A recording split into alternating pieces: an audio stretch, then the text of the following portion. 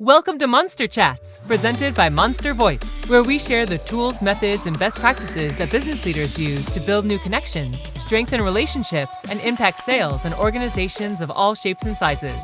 If you have any questions that come up during today's episode, please text them to 424-378-6966. Please welcome the founder of Monster VoIP, your host, Colin Mitchell. On today's episode, I'm going to be talking with Laura Gassner Otting. Laura is a best-selling author, keynote speaker, and media personality, executive coach, and a kick-in-the-ass wrapped in a warm hug. I'm Colin Mitchell, the founder of Monster VoIP and the host of Monster Chats. Welcome to the show, Laura. How are you doing? I'm great. How are you doing today, Colin? I'm doing well. We had a little bit of technical difficulties getting started, so I'm hoping things go a little bit smoother this time. Absolutely. Second time's the charm. All right. So let's jump in. Just tell us a little bit about your story. Yeah. So my story is that I thought I was going to become the first female Democratic senator from the great state of Florida. And the path to become a senator was at that time basically law school. So I did everything I could to get myself to law school, solve all the problems, make all the big changes. And on the very first day of law school, I looked around and I realized I didn't want to be there and I'd made a huge mistake. Oh, wow. And I did the thing that most people do when they make big mistakes in life. I started dating a guy who was terrible for me. But I joke around that that guy had exquisite taste in exactly two things. The first, obviously, being girlfriends. And the second being unknown presidential hopefuls from tiny southern states. And one day it was raining and he was like, I'll give you a ride home from campus, but first we have to stop at this guy's office. He's running for president. And I was like, Governor who? From where? Arkansas? Not a chance. So we stop at this guy's office and there's a little teeny tiny video in the corner of him talking about community service in exchange for college tuition. And I, in that moment, said, oh my God, I don't need to solve the problems. That's a solution to the problem. That needs to happen. We need to get him elected. So I dropped out of law school. I joined the campaign. Bill Clinton ended up in the White House. I ended up in the White House and I helped create AmeriCorps. That was my first real grown-up job. Wow. What a first job. I mean, my real first job was actually emptying bedpans in a hospital. So, you know, it was a real step up. Everyone's got to start somewhere. But that was my first real grown-up job. And it was one of those jobs that you just can't help but feel like a massive imposter no matter where you come from to get to that job. And I did that job for the first administration. And then I wanted to go back out on the campaign trail. I loved it. It was great. It was exhilarating. And my mentor at the time said, you know, you're 25 now, which in campaign years is like dinosaur age. He's like, you're kind of too old to get back on a campaign bus and eat cold pizza and sleep on high school gymnasium floors. And you're kind of too young to be the domestic policy advisor. So why don't you go talk to my friend Arnie Miller? He runs Isaacson Miller, the biggest search firm in the country that does specifically nonprofit work. And he'll find you a job in a nonprofit and you'll hide out for 4 years and then you'll come back and do something big on Al Gore's campaign. And I was like, great, sounds terrific. So I sit down with Arnie and about 5 minutes into the call, I realized that his office is in Boston. And my then boyfriend, who was a much better guy, who I've now been married to for 22 years, is about to move to Boston. And I was like, you're in Boston. I want to move to Boston. I should just come work for you. And he was like, yes, you should. And I was like, great, I'll take the job. What do you do? So I became a headhunter. And I spent 4 years learning from him really how to do this work in the way that the best and the brightest do it. You know, massively impressive, brilliant people doing work. But I had a real problem with the business model. And I realized that there was a faster, better, smarter, maybe more authentic to my own values way of doing the work. And I marched into Arnie's office and I was like, here's the way. And he was like, there's the door. And he invited me to stay and to keep doing it his way. But, you know, and every entrepreneur who's listening to this will know this feeling. Once you've realized that you're not part of the solution, it leaves you in only one place, which is that you're part of the problem. And that's like organ rejection for us entrepreneurs. It was like, it was untenable. So I left and I started my own firm, which I then ran for 15 years until I eventually sold it to the women who helped me build it 5 years ago. And then after that, I was asked to do a TED Talk. That got some attention. I got offered money to speak and do it again in places. And I was like, wow, that's a great job, where I go and I get on stage and there are no deliverables after I leave and you pay me money. I like it. I want more of that. So I've spent the last 5 years traveling around the world, speaking, writing books, and that brings us up to today. Wow. Okay. So there's a lot of stuff in there. I want to fill in some gaps. So tell us what was let's go back to on the campaign, right? Tell us, what was that life like? Give us a little more context about that. The thing about being 21 years old on a presidential campaign that's like a young upstart, Bill Clinton got into the campaign when George H.W. Bush had a 91% approval rating. He had just won Desert Storm. Like the Democratic Party was not putting, the tried and true out there. They were like, we'll just throw some sacrificial lambs out because HW is going to win.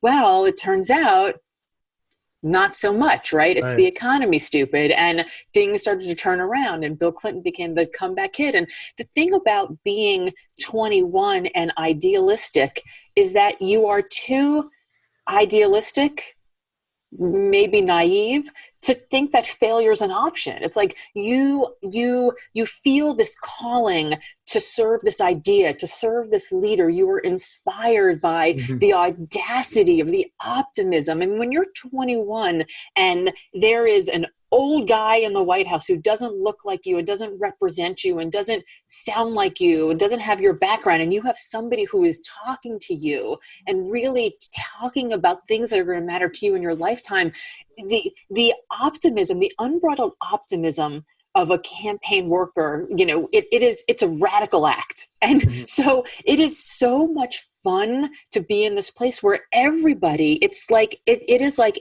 every campaign is an entrepreneurial journey because it's all hands on deck. Failure is not an option. There's no resources whatsoever. And everybody does everything. It's like, that's just what happens. There's no titles. Yeah. What are some of your biggest learning lessons that you took from being on the campaign? You shouldn't run across the front lawn of the Arkansas State House with a flagpole because you might impale David Brinkley. Ask me how I know. Yeah, not so good. But in all seriousness, what I learned was that nobody knows what the hell they're doing. It's everybody's first time. Nobody knows. And frankly, most people who are running campaigns haven't won a lot of campaigns in the past, because if they had, they'd be governing, they'd be in people's offices. So everyone's kind of making it up as they go along, but everybody acts like they know what they're doing. And sometimes it's really important to not act like you know what you're doing. Like, we are always told, fake it till you make it. And fake it till you make it is wrong for a lot of reasons. Number one, how do you even know if you want to make it to the thing that you're doing if you're pretending that you're doing it? You don't even get a chance to feel what it feels like. But number two, when you're so busy faking it, you're trying so hard to look like you've got it all together and you know everything, that you don't actually take the time to listen to the conversations around you, or to see the relationships that are forming, or to understand how deals get made, because you're so busy faking it and pretending like you know. You're so busy talking that you don't actually get to listen. Wow. Okay.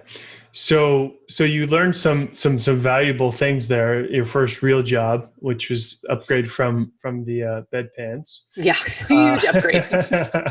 And then you left that, and then you found yourself in Boston and doing recruiting, and you wanted to do things differently.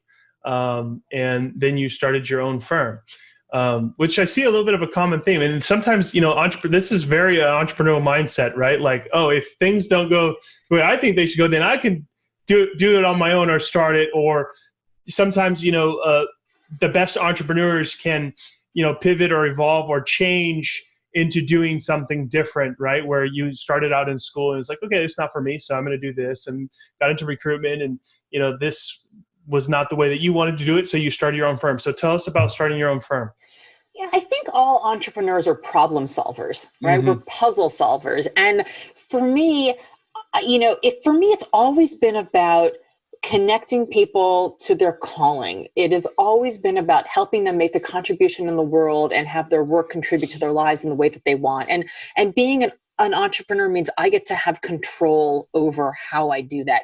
So, AmeriCorps was all about getting, first of all, the campaign was about getting the right person in office so that he could do things that would be, effective for everybody. Then AmeriCorps was about helping college students be able to get to these service opportunities so that they could improve their communities while they improve themselves. So again, connection. And then going into search was the same thing. How do I find the best person to be in this C-suite position so that they can use, their talents to change the world? And then for me, becoming an entrepreneur was really turning the lens on myself and saying, if I am a puzzle solver and I know how to solve the puzzle of talent, but we're not getting enough of the right people in the right positions because not every nonprofit can afford us, that's a problem, right? If only like 3% of nonprofits can afford a search firm, what about the other 97%? Should they just do terrible work? Should they not get the best talent? And some of them do very well in their recruiting, but a lot of them struggle. And all the time that they're spending struggling in recruiting means that they're not spending that time delivering services or raising more money so they could expand the work they're doing. And where do they struggle? What are the more common struggles that those, 97% of them have with, getting the right people? They just don't have the time. They don't have the time to dedicate to making the hundreds of calls to be able to find the right people to actually, because, when you're doing search, you're not necessarily, you may look for people that are looking for a job, but the truth is, and this is, the basis of my book, Limitless, comes out of the idea that during 2 decades of search, I called thousands of people, big, bold-faced, successful people, because that's what my clients were hiring me to go find. They weren't looking for me to find them people who were looking for a job. They were looking for me to find them people who were very successful in what they were doing. And so as I would do the work, I was fascinated by the idea that even though these people were super successful, they weren't really happy, right? I mean, that's why they were taking my call. Isn't that an interesting thing to think about? So people are super successful in the work that they're doing, but and so that's why I want to call them, but they're not happy. So if success doesn't equal happiness, then where does it come from? How do you have both success and happiness? And so where these nonprofits struggle, and where a lot of for-profits struggle as well, is that it is difficult to dedicate the time to actually do the search, the recruiting, right? That's where the word search and recruiting comes from, to actually go out and find the people who aren't necessarily looking for work. And again, that's why you want them. So as somebody who likes to figure out puzzles, once I understood that search was done a certain way, but the business of the business was actually where the interesting puzzle was. That's what I really wanted to figure out. That's really when I decided that I wanted to go off my own. And it's funny because years later, I actually happened to bump into my former boss from the White House. And he was like, "Oh, didn't you always know you were an entrepreneur?" And I was like, "No." And he's like, "I always did." And I went home thinking, he's so proud of me, until I then realized, oh, I think he just called me unmanageable. Wait a minute. Was it a compliment or a dig? I think maybe it was a compliment, but I'm not I have a dear friend named Scott Stratton who likes to say that entrepreneur is Latin for bad employee. And I think maybe he's not wrong. Usually, yeah. I mean, I can agree. Stubborn. A little hard-headed. would rather, have my own control, I mean, there's a lot of things. Yeah. But, Yeah. yeah. So that's my theme. Yeah, that's my theme is that because I think that if you are a problem solver and a puzzle doer, once you've done some of the puzzles, you want to move on to the other ones, and you just start like scratching around, and then you uncover the universal truths, which is that there's always a better way to do everything. And sometimes the people who are in charge are very happy keeping, they don't necessarily need to be on the right side of change if they're on the right side of power. So they want to hold on to their power, even if it means you're not serving your clients quite as well, or you're not serving your employees quite as well. And for me, that wasn't going to work for me. Right. Yeah. And I even love just the startup struggle and grind. I'm a part of several different companies now, and I love the beginning stages, just the really hard stuff. Do you like the white wall, anything can happen beginning stage? I don't like that stage. I like the stage right afterwards where the plane is, the front wheels of the plane are off the runway, but you're still you're still building the tail. So it's like, you have no choice. You got to go. Yeah. It's like you made the public commitment. You brought in some funding. You got to go, even though it's not perfect. I like the perfect is the enemy of the good stage of entrepreneurship, but that whiteboard stage that you were nodding that you like, I don't like that. That makes me nervous. Yeah. I mean, I like both really. I mean, when you're taking off and still trying to figure it out, that stuff's fun too, because, you're just constantly hyper aware of any feedback and making changes on the fly. And maybe you think it was going to go one way and you need to go a different way, and just being able to adapt to that. And especially right now, right? I mean, the good entrepreneurs are the, people that are going to survive are the ones that are willing to change and adapt and evolve with, the way that things are now, which are very different. Absolutely. I mean, think about Blockbuster Video way back when. They thought they were doing fine, but then you had Redbox who came and eclipsed them from the bottom, and Netflix came and eclipsed them from the top. And all of a sudden there are these seismic shifts in the earth, the tectonic plates move, and right through the bottom falls Blockbuster. Right. So the entrepreneurs who are not being creative right now, who are not shifting, who are not evolving, they're going to be left behind, even if this is, COVID is temporary, which, we're all hoping it's going to be temporary and there'll be a vaccine. But even if it's temporary, it's still going to change the way that people communicate. I mean, if you think about small talk, nobody has small talk right now. When somebody says, "How are you?" Before we started recording, you said, "How are you?" And I'd say, "Oh, I'm great." I said, "Well, I'm all right. We're in Massachusetts, and here's, what's happening with our lockdown." We had real talk. And I think that the way that companies will have to sell now is going to be real talk, big talk, meaning it's going to have to actually be authentic. It can't just be some of the nonsense that we've put up with before, because no matter how short or long this lasts, it's going to fundamentally change who we are and what we expect. Yes, I totally agree with that. And people are really investing more in their relationships, at least a lot of the people that I surround myself with. And investing more in people, in the right people, right? And that's what really matters right now. And there's a lot of people early on when this stuff was going on where there's a lot of pretending like you care. You saw a lot of marketing stuff and people trying to sell you things and just literally changing hey, I hope you're doing well. Hope your family is safe. You don't even know if I have family or anything.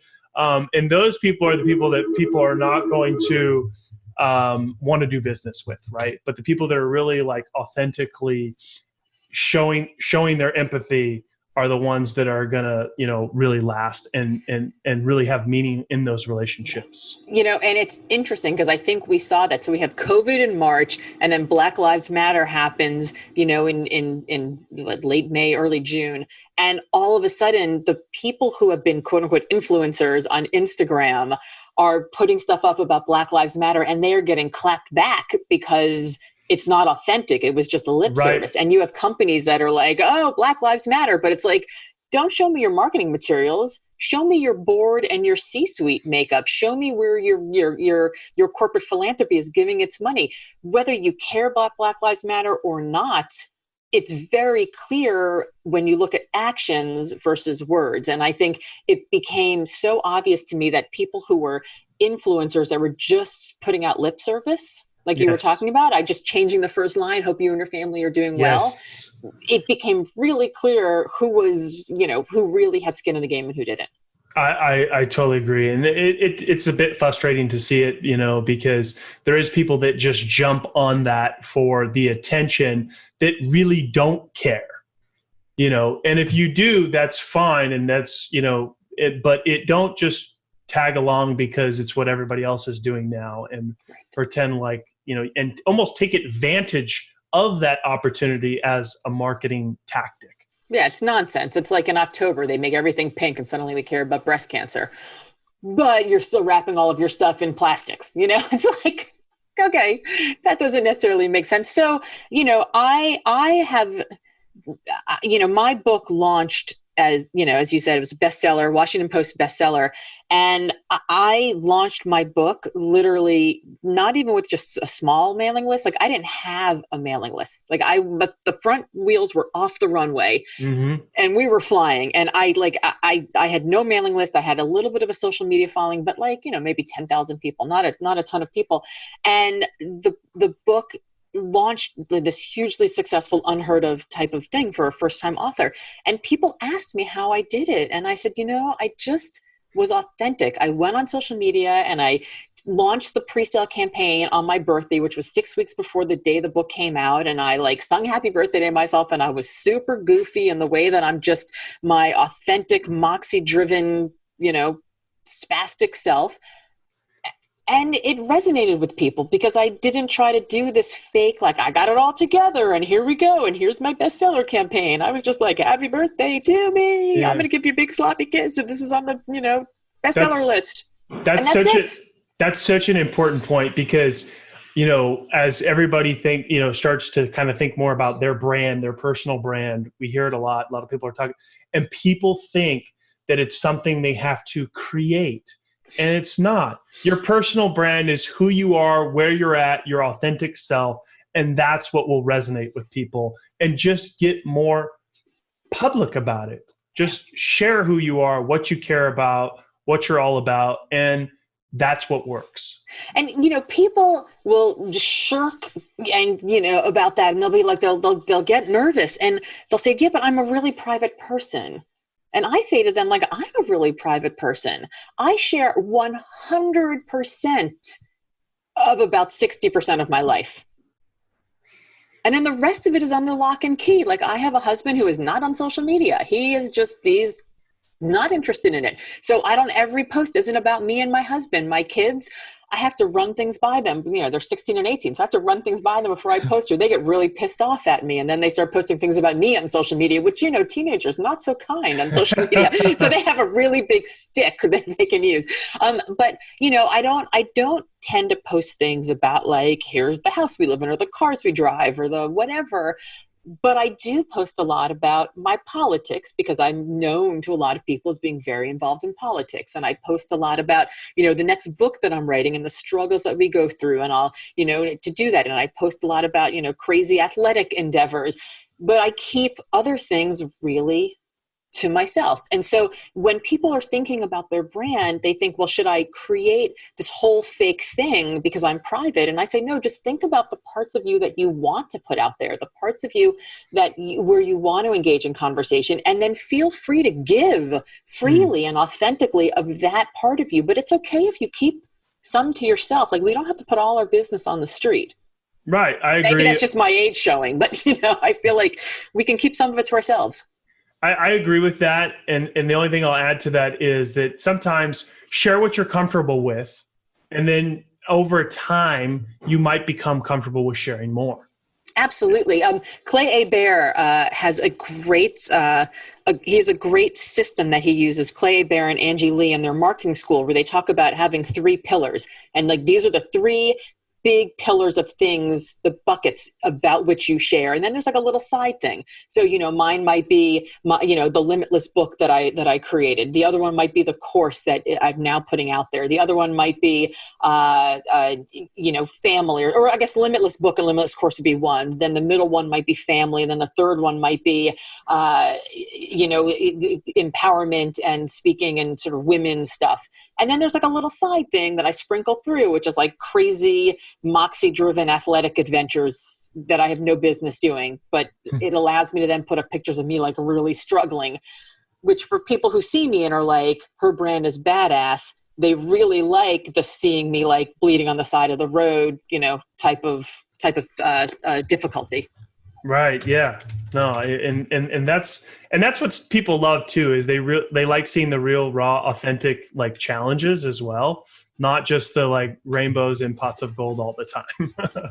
Yeah. People. Well, what I say is, people really want to see the answer. They love the answer. They want to applaud the answer. But like in math class, you don't get credit for the answer. You get credit for the work. So you got to show your work, and people like the work. They like to see the journey. They don't want to hear every single struggle, but you got to give like a little bit of the struggle along with the success. And sometimes that means actually being vulnerable. But the thing about it, for all those, private introverts out there like me, you can show some of the struggle through the lens of wisdom and hindsight. So you can say like, this was a really hard thing I accomplished in 3 months. And here's something that was so difficult that I didn't really understand. And it took so much for me to figure it. And now that I've done it, I'm so proud of where I've been. Still allows you to show vulnerability, still allows you to show the work, but it also allows you to be wise and give perspective at the same time. Yeah. Yeah. I like that. That's a great way to share that part of you without maybe getting too uncomfortable, All right. So tell us about the course, the Limitless course. So the book Limitless is based on this idea that I mentioned earlier about what if success doesn't equal happiness. And the problem is that for so many of us, we're following somebody else's definition of success. Somebody says, go to the school, get this job, marry this person, have these children, put them in this school, make sure that, you're back to whatever size you were wearing before. Like all of the things, the trappings, and we're like, gold star, gold star, gold star. Okay, I got all my gold stars in my wheelbarrow and I'm riding it around. Why am I not happy? And we're not happy because they're not the gold stars we necessarily wanted. And entrepreneurs are like, yeah, I know. That's why I started my own business. Except then somewhere along the way, somebody says, bigger, better, faster, more. That's what you got to do. And it turns out that maybe that's not necessarily what you want. So when my company was about 10 years old, we brought somebody in to be, to facilitate our annual retreat. And we had about 30 staff at the time. And she went around the room at the beginning and she said, tell me, how many people do you think would be the ideal number of staff for this company? And people were like 35, 72, 106. They were making up numbers. They were pulling them out of their ass. And then she got to me at the end and I said, and I am, your listeners will know at this point, I'm not very tactful. And I was like, I think that's a terrible question. Why don't you tell me what we're maximizing for? Are we maximizing for impact in the world? Are we maximizing for profits in our pockets? Or are we maximizing for flexibility in our lives? You can even pick two of the three. But tell me what we're maximizing for, and then I'll tell you the kind of business we need to build in order to have that. Because we can make a lot more profit with fewer people. We can make a lot more impact in the world with more people. I could have a ton more flexibility in my life with a number that's somewhere in between. So tell me what we're maximizing for. It's not bigger, better, faster, more. It's not success as defined by everybody else. It's success as defined by us. And then I know what kind of company to build. So the book is based around this idea of how do we personally figure out why we're on our entrepreneurial journey and what success means to us. And then the course is laid out to really be an accompaniment to this, to help people understand exactly what their calling is, how to do work that connects to that on a daily basis, how that work can contribute to the kind of life we want to live, the lifestyle we want, the values we want to manifest, and then how we as entrepreneurs can be in control of all of it. And all the details for that, I will tell you, are at heylgo.com/learn. All right. Awesome. And where can people find the book? So the book is on Amazon, Barnes & Noble, anywhere fine books are sold. If you are one of those brave souls who is actually traveling, last November, I signed a contract to have my book in airports in March, April, and May. So not every entrepreneurial risk takes off. But if you're taking off, you can also get it in airports. So Amazon, Barnes & Noble, and then all my good friends call me LGO, so you can find me online at heylgo.com or on all the socials at heylgo. What a cool, simple, easy website to remember. And is there an audio version of the book as well? Yeah, I actually read the audio. So if you've enjoyed listening to my dulcet tones, you can hear me read the audio as well. So it's audio, Kindle, Audible, hardback, and it just came out in paperback. So we've got both versions. Whatever your flavor is. Whatever you want. Awesome. I'm an audiobook guy. Don't tell anybody, but that's what works for me. What? No. What do you mean don't tell anybody? It's great. I mean, people pick up, the hardcore hardback need my book people are a little bit judgmental of us audio book. Okay, so my book is called Limitless, How to Ignore Everybody, Carve Your Own Path, and Live Your Best Life. So I say ignore them. I have found that I can take on much more information if I'm reading books, but also listening to audiobooks. And by the way, this is a podcast. Your listeners are listening. We love listeners. So rock on with your audiobooks. I think it's great. Yeah, I will. Definitely. All right. Well, thank you so much for coming on today. We're just going to take a quick moment to tell folks what we do here at Monster VoIP. We started Monster VoIP, frankly, because we were sick and tired of getting gouged on our business phone bill and getting dropped calls. Today, we serve over 6,000 customers nationwide. We're passionate about saving businesses money and giving them the features they need in a modern tech stack. You can text us at 424-378-6966. Text info to get more information. Laura, thank you so much for coming on the show today. Welcome to the Monster Chats community. Is there anything you want to let folks know before I let you go? Oh, I just think you got to define success for yourself and stop giving votes in your life to people who shouldn't even have voices.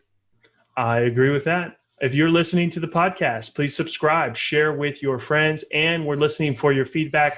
The show is all about you. Thank you for tuning in for another episode of Monster Chats, presented by Monster VoIP, where we share the tools, methods, and best practices that business leaders use to build new connections, strengthen relationships, and impact sales in organizations of all shapes and sizes. If you have any questions from today's show and want to reach us directly, please text your question to 424-378-6966.